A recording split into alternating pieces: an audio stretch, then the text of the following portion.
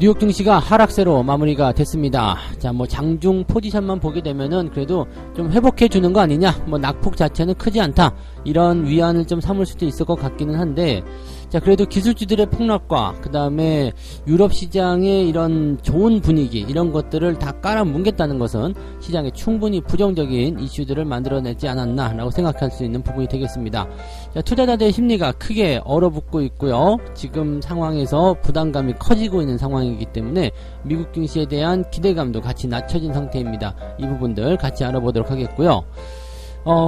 신용거래의 감소세가 뚜렷하게 나타나고 있다고 합니다. 이 부분에 대한 가장 큰 요인 중에 하나는 반대 매매에 대한 그런 완화 조치가 해제가 되면서 올해 들어서 갑자기 이제 주가 떨어진 모습이 나타났다. 자, 이렇게 따지고 보니까 반대 매매를 노리는 그런 형태의 주가 하락을 만들어내지 않았나 싶은 생각도 좀 듭니다. 그래서 이 부분도 같이 좀 알아보도록 하겠고요. 자, 4분기 기업들의 어닝 쇼크 주의보, 이것도 여러분들이 주목을 하셔야 될 내용 중에 하나인 것 같습니다.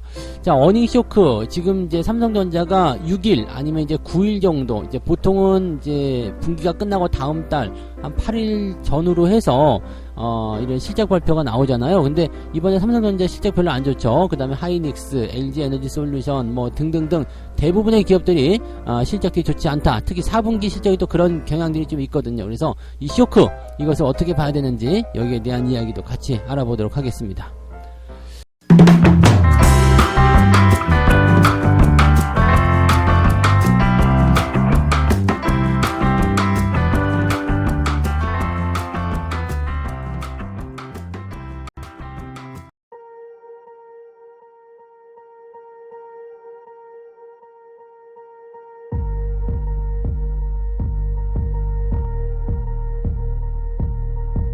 네, 반갑습니다. 자, 오늘은 1월 4일 수요일입니다. 자, 뭔가 기대감이 조금 있었던 그런 시기였는데 미국 증시 상황을 보니까 또 한숨만 나오는 그런 모습일 것 같습니다. 일단 유럽 쪽에서는 분위기가 좋았었잖아요. 지금 새해 첫날부터 시작해가지고 프랑스, 독일 이런 것들은 막 치고 올라갔고요. 영국도 제법 이제 큰 폭으로 상승을 시작하게 되면서 미국 증시에 대한 기대감이 좀 있었습니다. 유럽 같은 경우는 이제 독일의 소비자 물가지수 CPI 상승률이 8.6 정도, 그래서 시장 예상치보다 크게 떨어지는 모습이었고요. 뭐 그 다음에 구매관리자 지표 이런 것들도 상승 흐름을 유지하게 되면서 유럽 쪽의 경기는 좋아지고 있다, 살아나고 있다, 이런 얘기가 나왔었죠. 그래서 전체적으로 유럽 경기가 또 유럽 증시가 상승하는 효과들을 보여줬었는데 그 부분들이 지금 조금 애매해지고 있다라는 얘기가 된 겁니다. 자, 뭐냐, 미국 증시. 네, 일단 뭐 유럽은 작은 형이라 그러면 미국을 큰 형이라 봐야 되잖아요. 그러니까 그런 식으로 보게 되면은 작은 형은 굉장히 기분 좋게 들어왔는데 큰 형이 집에서 야 일로 와, 나 기분 나쁘니까 말 시키지 마, 이런 식으로 나와버리면 집안 분위기가 단숨에 썰렁해지는 모습들. 자, 여기에 대해서 이제 분위기가 형성되는 모습인데, 다우지수는 그래서 유럽발 소식을 통해서 주가가 상승 흐름을 보였다가 갑자기 훅 떨어집니다. 이 기술주들의 어떤 낙폭이 굉장히 크게 영향을 좀 줬을 거라 생각하는데 훅 떨어졌다가 그래도 막판에 좀 반등을 해줬어요. 다우지수가 그래도 마이너스긴 합니다만 마이너스 0.03%, 이 정도면 뭐 그래도 괜찮은 거잖아요. 그리고 나스닥 같은 경우는 마이너스 0.76, 이것도 회복이 된 모습입니다. 그러니까 장 중반에는 굉장히 많이 하락했었다는 이야기죠. 그러니까 이게 상승폭으로 출발했고 상승을 유지하고 있었던 그 장 초반에 비교해 본다면 장중의 변동폭이 상당히 컸다라는 것을 예상해 볼 수 있는 그런 내용이 아닐까 생각합니다. 그래서 지금 현재로서는 이제 투자자들 입장에서는 뭔가 새로운 거 내놔, 나 지금 이 상태에서 기분이 나빠가지고 못하겠어, 이런 식의 느낌을 주고 있다고 보셔도 될 것 같아요. 그래서 첫날부터 기분 좋게 오르지 못하는 그런 미국 증시 상황이 시장에 또 영향을 주지 않겠느냐라 판단되고 있습니다. 국내 증시 쪽에도 당연히 영향이 있을 것 같아요. 왜냐면 기술주의 하락이 정말 눈에 띄는 모습이었거든요. 애플하고 테슬라, 이 두 개가 지금 가장 크게 주목받는 모습인데, 테슬라 같은 경우는 우리가 뭐 이미 이슈를 알고 있었어요. 자, 4분기 인도량이 40만 대. 그래서 예상치보다 뭐 그렇게 썩 좋지 않았죠. 예상치가 43만 대였고요. 분기 최다치를 기록했지만 그래도 너희들 여기에 미치지 못해 라는 식이 나올 수도 있겠고, 어떻게 보면은 예상치라는 것을 높게 또 이렇게 책정을 해주면서 지금 분기 최대 그 인도량이 나왔음에도 불구하고 너희들 예상치에 미치지 못했어? 꺼져! 이런 식으로 얘기가 나와버리게 되면 주가가 떨어질 수밖에 없겠죠. 장중에 14%나 하락했었어요. 근데 마지막까지도 12% 하락을 기록하면서 마무리가 됐습니다. 자, 지금 어떤 이야기가 나오고 있냐면 테슬라가 심각한 수요 문제에 직면했다. 분기 최다 인도량인데도 심각한 수요 문제에 직면했다. 이런 얘기입니다. 그래서 현재로서는 이제 테슬라의 가격을 좀 낮춰라 이런 식의 얘기 나올 수도 있을 것 같아요. 저가 차량을 대규모로 선보이기 전까지는 수요 문제가 지속할 것이다. 이런 얘기.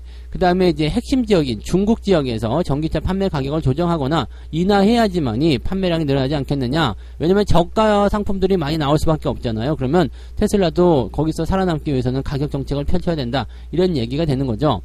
뭐 그런 것들을 이유로 해서 테슬라의 제품 가격 하락을 이끌어내는 모습이 아니겠느냐라는 판단도 좀 들고 있는데 일단은 이래요. 지금 이 수요에 대한 부분들은 중국 쪽에 들어가는 것들은 어차피 경쟁이 점점 심해질 수밖에 없습니다. 왜냐면 뭐 중국 쪽 상황을 잘 알고 계시는 분들도 아마 느끼고 계시겠지만 지금 전기차에 대한 부분들이 옛날에는 테슬라, 그 다음에는 중국 쪽에서 나타난 부분들은 전기차는 거의 없었다 봐야 되죠. 모터사이클, 그 오토바이라든지 이런 쪽, 자전거 이런 쪽에서는 소형 쪽으로 가는 거는 나왔었지만 차량 쪽에서는 거의 없었거든요. 근데 지금은 전기차가 브랜드별로 쫙쫙 나오고 있기 때문에 테슬라가 여기서 가격 경쟁력을 가져가지 않으면 안 된다는 이야기가 되는 거죠. 그러니까 이런 부분들이 이제 테슬라의 어떤 앞으로 향후 그런 경쟁력이라든지 이런 부분들을 어둡게 만들고 있다. 지금 팔리고는 있지만 점점점 줄어들 것이다라는 우려감이 나타나는 부분이겠죠. 이렇게 되면은 뭐 배터리라든지 이런 쪽에서 굉장히 안 좋은 소식이 전해지게 될 테고요. 지금 $100 조금 넘어가 있는 상황이긴 한데 이대로 추가적인 하락이 더 나타나게 되면 $100도 깨질 것이다. 이런 전망이 계속해서 나오고 있죠. 자, 그 다음에 애플 같은 경우도 지금 생산량이 줄어든다는 얘기가 있습니다. 뭐 중국의 봉쇄 조치가 이제 뭐 해제가 됐음에도 불구하고 이런 것들이 계속 나빠지는 모습인 것 같아요. 수요가 줄었다라는 얘기입니다. 수요가 줄었다. 그래서 일부 납품 업체들이 올해 1분기 부품 생산을 줄일 것을 통보를 받았다.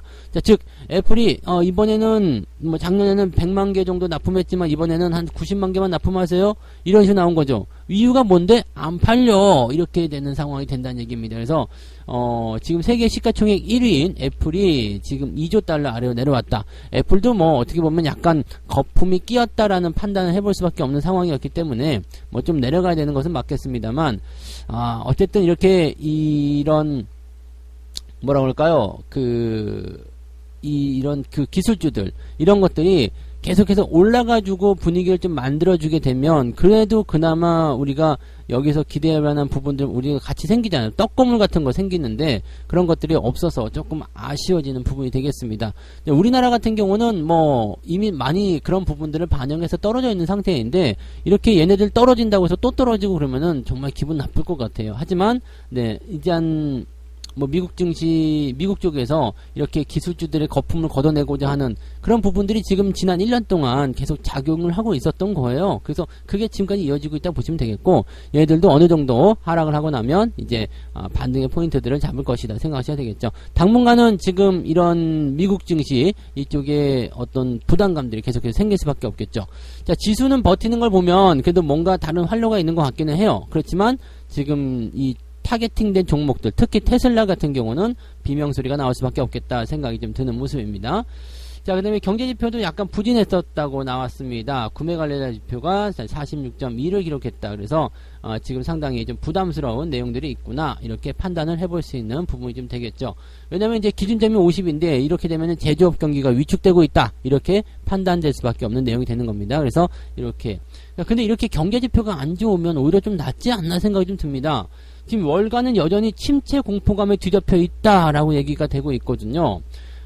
지금 보면은 아까 전에 보셨던 그 제조업 지표, 그것도 이제 주가를 떨어뜨릴 수 있는 그런 요인이 되는 거죠. 경기 침체가 일어나고 있다. 제조업이 진짜 위축되고 있다. 이런 식으로 얘기가 나오는 거니까요. 그 다음에 대형 은행들의 설문조사 결과 70%에 달하는 이런 16개사 정도가 지금 미국이 올해 침체를 겪을 것이다라고 보도했다라고 얘기가 나와버렸습니다. 그러니까 경기 침체가 올해 있을 것이다라고 전망을 하고 있습니다. 이런 얘기가 나온 거고요. 또 IMF 총재가 나왔죠. 올해 세계 경제의 3분의 1이 경기 침체에 직면할 것이다. 이렇게 얘기가 되고 있습니다. 미국, 유럽연합, 중국 이런 빅3가 동시에 둔화되고 있다. 그래서 지난해보다 더 힘든 한 해가 될 수도 있어요. 라는 경고를 했다라는 이야기고요. 그 다음에 침체에 대한 두려움이 투자자들에게 여전히 남아있어서 상승을 유지할 수가 없었다. 즉 투자 심리가 죽어 있었다라는 얘기가 되는 거죠. 자, 그러면 이런 것들은 언제부터 좋아집니까? 라는 부분인데 증시 전문가들이나 이 사람들 지금 경기 침체 온다고 얘기하는 사람들이 하반기나 돼야 좋아질 거예요 라는 얘기를 하고 있단 말이죠. 하반기나 돼야 좋아질 거예요. 그러면 지금 여러분들이 상반기가 기회가 될 수밖에 없어요. 지금은 힘들어, 안 돼, 어렵다 이렇게 얘기가 나올 수밖에 없지만 이 구간을 지나가고 있는 상황이라는 얘기죠. 지금 이런 상황들을 지나가고 있는 거고, 또 기업들의 뭐 실적이나 기타 여러 가지 부분들도 이미 주가에 반영이 된 상태예요. 자, 그런 상태이기 때문에 지금 현재로서는 이 주가가 끌려 내려온 상황 속에서 이런 악재 요인들의 그 해소 국면들을 봐야 됩니다. 그러니까 지금 현재로서 보기에는 뭐 연준의 어떤 이야기들이나 뭐 그런 긴축 상황들이 굉장히 나쁠 거 생각되고 있잖아요. 하지만 지금 실업률 같은 경우는 미국이 뭐 올해는 5% 나올 것이다 이런 얘기도 나옵니다. 네, 실업률이 5% 나올 것이다 이런 얘기도 나오고 있고, 뭐 지금 이런 그 경기 침체에 대한 어떤 두려움이 나오고 있다라면 긴축은 이제 더 빠른 속도로 줄어들 수 있다 이렇게 볼 수도 있거든요. 이게 지금 당장은 이 경기가 안 좋은 것에 대한 부분이겠습니다만 후반부로 넘어가면서부터 계속 이렇게 상황이 나빠지게 된다라면 긴축 없다. 네, 긴축 없고 빠르게 태세를 전환시킬 수 있는 상황이 만들어진다.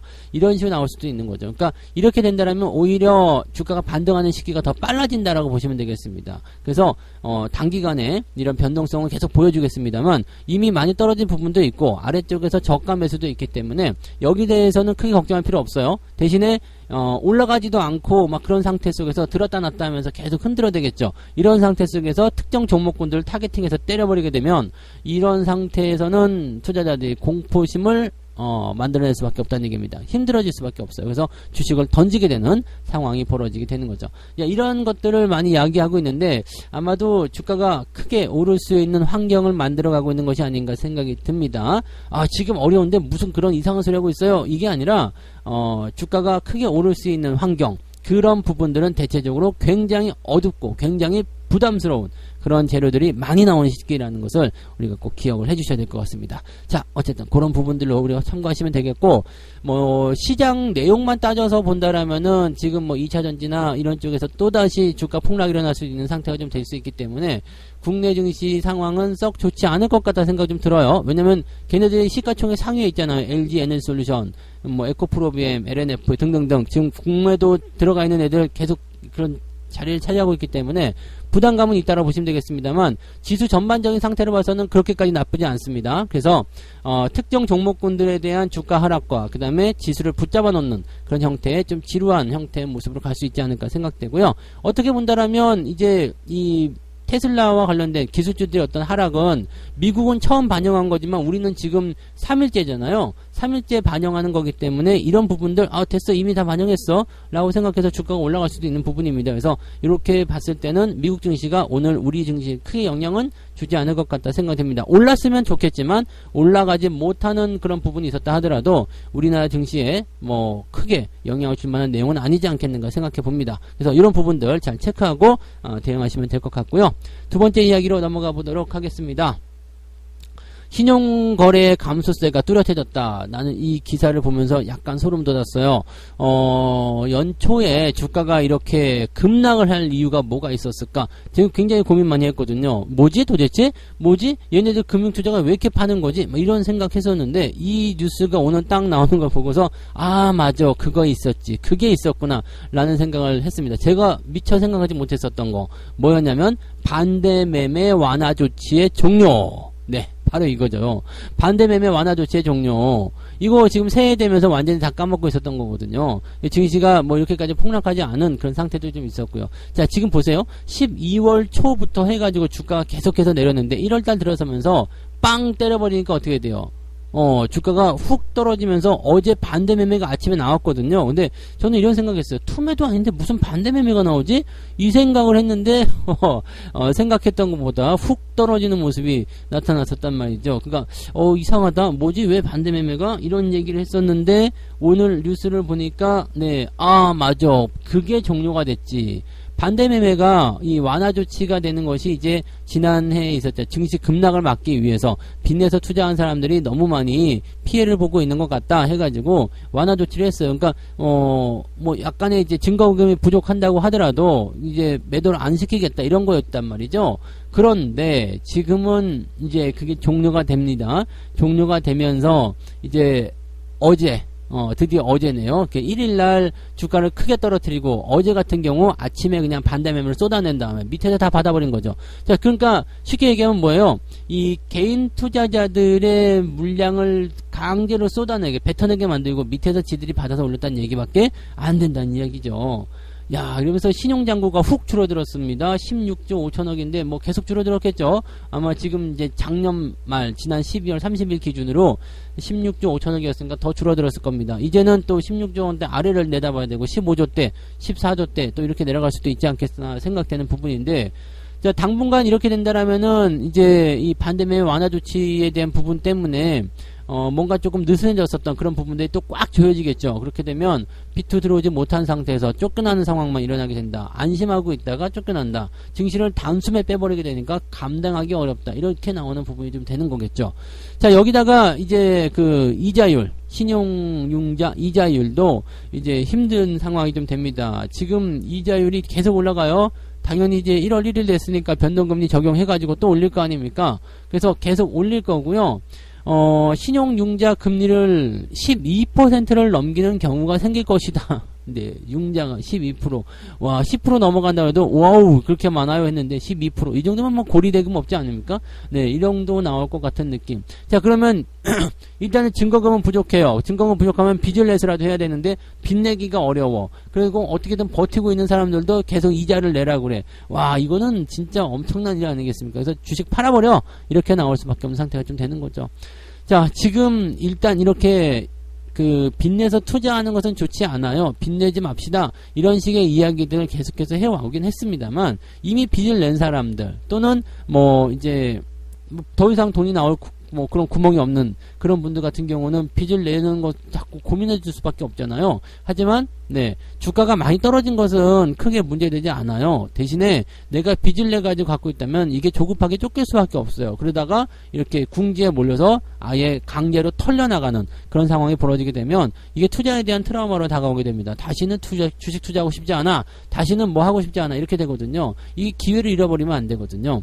그러니까 지금 이 부분들이 뭔가 좀 이게 뭐라고 할까요? 톱니바퀴 맞물리는 것처럼 딱딱 들어맞는 모습이 지금 또 나타나고 있네요. 그러니까 얘네들이 초반부에 주식을 팔아먹는다 이런 부분들이 살짝 이해가 안 갔어요. 왜냐면 물량도 많이 나오지 않은데 도대체 왜 이렇게 빼는 거야? 왜 이렇게 지수만 가지고 노는 거야? 왜 이러는 거지? 라고 생각을 했었는데 이렇게 신용 물량을 빼내기 위함이었다. 그리고 밑에서 받아먹기 위해 어제 같은 경우 꼬리 달고 올라가는 것들 그런 거 아니겠습니까? 그런 식으로 받아들였다고 본다면 이게 얘네들이 여기서 시장을 바닥이라고 인식하는 부분이고 매집을 할 수 있는 부분이 될 수도 있겠구나 라고 생각을 할 수밖에 없는 부분이겠죠. 표는 나지 않을 거예요. 티나지 않는 형태의 모습으로 매집을 일어나는 거기 때문에 그러면 지수는 여기서 더 밀리지는 않겠구나. 이렇게 공포 분위기 조성해 놓고 주가 떨어뜨려 놓고 반대 매매 떨어뜨려 놓고 이런 식으로 나오게 되면 그냥 멀쩡하다는 사람들도 주식 던지고 싶겠구나.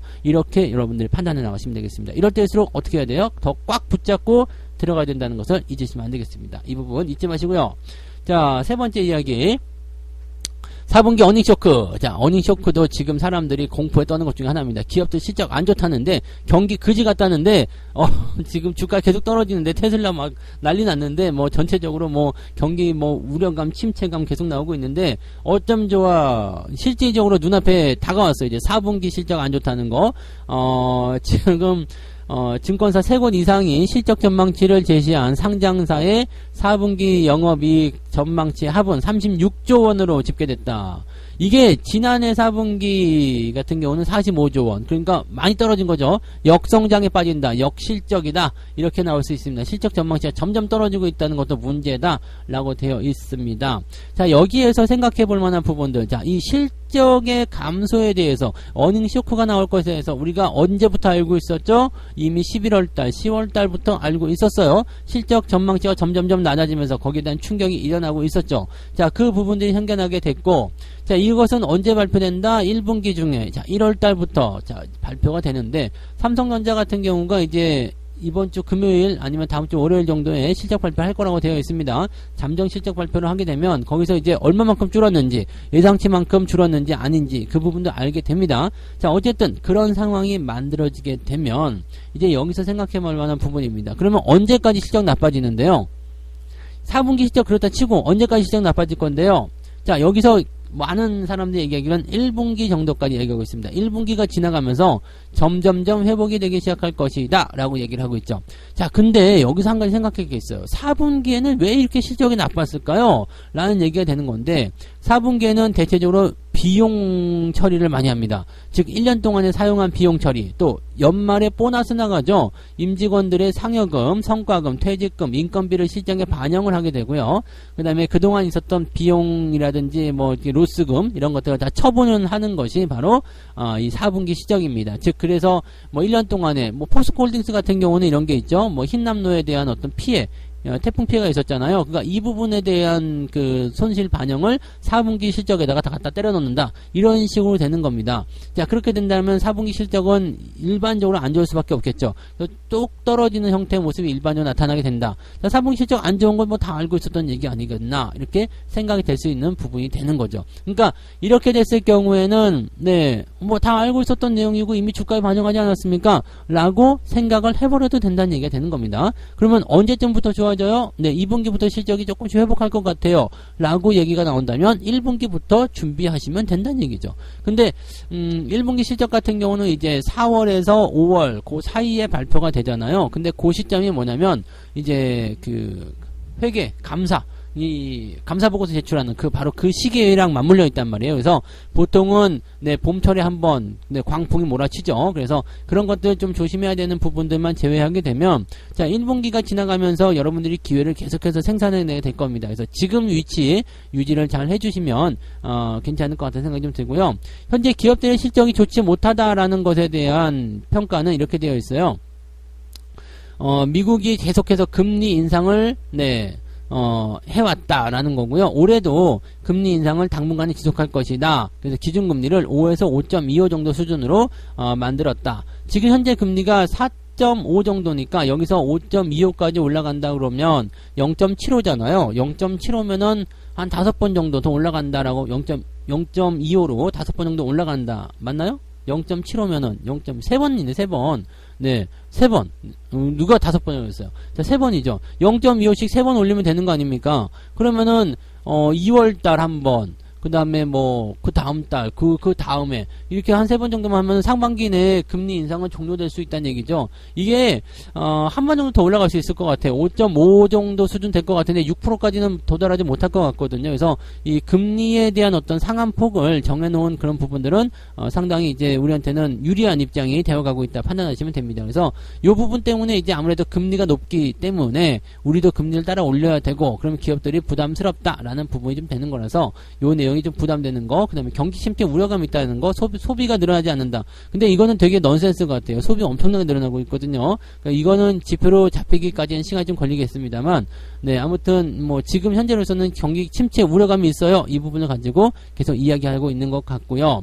중국의 리오프닝은 호재로 작용할 수 있겠지만 일부 업종이 국한될 것이다. 이건 또 맞는 이야기죠. 그래서 지금 반도체나 이런 쪽은 지금 당장 눈앞에 보이는 게 없기 때문에 네, 이제 업종적인 부분에서 봤을 때는 리오프닝을 먼저 접근해야 된다는 거, 그 얘기를 제가 해드렸죠. 자, 그 다음에 4분기 실적 시즌이 방어적으로 접근할 필요가 있을 겁니다. 라는 얘기가 나왔는데, 맞습니다. 그래서 실적이 안 좋다 그러면 일단 떨어질 수 있는 부분이 좀 있는데, 이것도 바꿔서 생각하게 되면, 4분기 실적 안 좋은 거 이미 반영했는데, 네, 근데 실적 발표 딱 나왔어. 그러면 오히려 주가 올라갈 수도 있겠죠. 실적 발표할 때는 보통 보면 어닝 그 서프라이즈 나오는 기업들이 있잖아요. 걔네들은 당연히 오늘 이번에 주가가 올라가게 할 텐데 이것도 반대로 얘기하면 실적이 좋을 거야 해가지고 주가가 막 올라가고 있었던 그런 기업들이 실적 좋은 발표 딱 해놓고 나면 어떻게 돼요? 주가 떨어지죠. 근데 실적 나쁠 거야 생각했던 기업들이 실적 발표 딱 해가지고 어닝 쇼크를 딱 만들어내고 나면 주가가 그 시점부터 반등을 하게 되는 모습도 굉장히 많습니다. 그래서 지금 네, 이 실적에 대한 부분들이 현재 주가에 반영이 되어 있는지 여부를 우리가 체크를 해보실 필요가 있을 것 같다 생각이 듭니다. 너무 겁먹을 필요 없고요. 이미 주가가 많이 내려온 상태에서 이렇게 반대 매매까지 끄집어내는 그런 상황까지 만들어냈다라면 증시의 바닥은 지금이 확실한 것 같다라고 생각해 볼 수 있기 때문에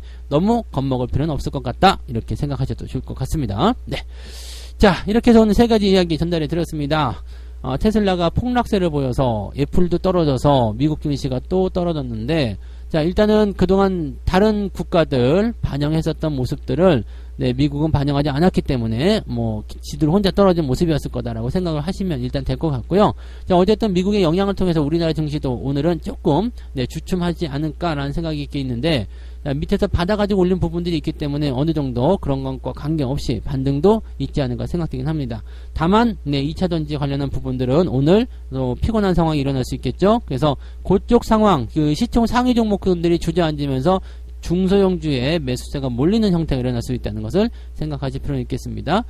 자, 신용거래 감소세가 뚜렷하게 나타나고 있는데 이것은 정부가 의도한 것이 아니냐라는 생각입니다. 그래서 사람들을 안심시켜놓고 연초에 갖다가 때려버리는 형태로 물량 뺏어먹는 모습이 아닌가. 그렇지 않고선 어제의 꼬리와 그다음에 연초의 폭락이 이해가 되지 않는다. 아시겠죠? 이런 부분들. 자, 이렇게 따지고 보면 되게 소름 돋는 이야기가 아닐까 생각됩니다. 물량 뺏기지 않도록 조심하셔야 되는 거고요.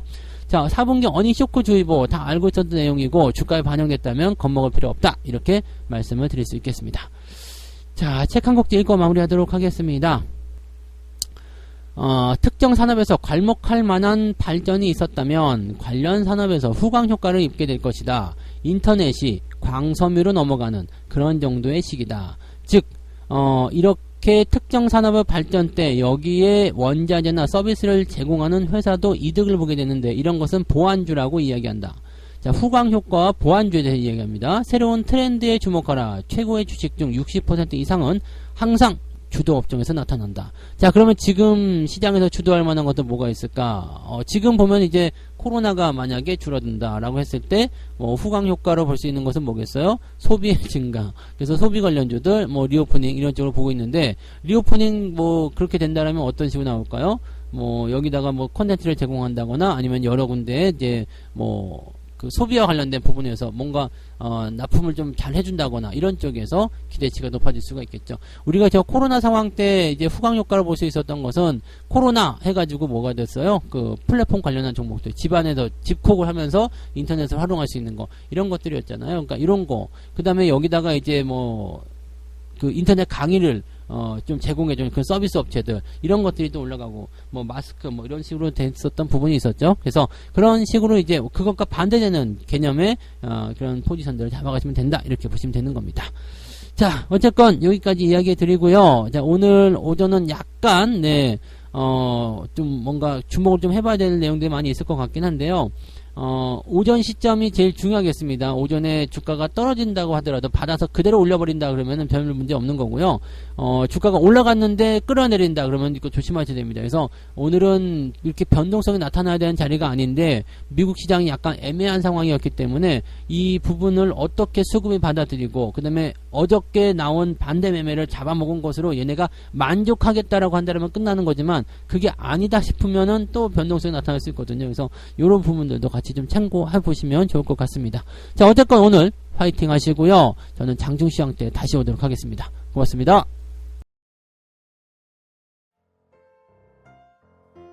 본 방송에서 제공되는 모든 정보는 투자 판단의 참고 자료이며 투자의 최종 책임은 본 방송을 이용하는 본인에게 있습니다.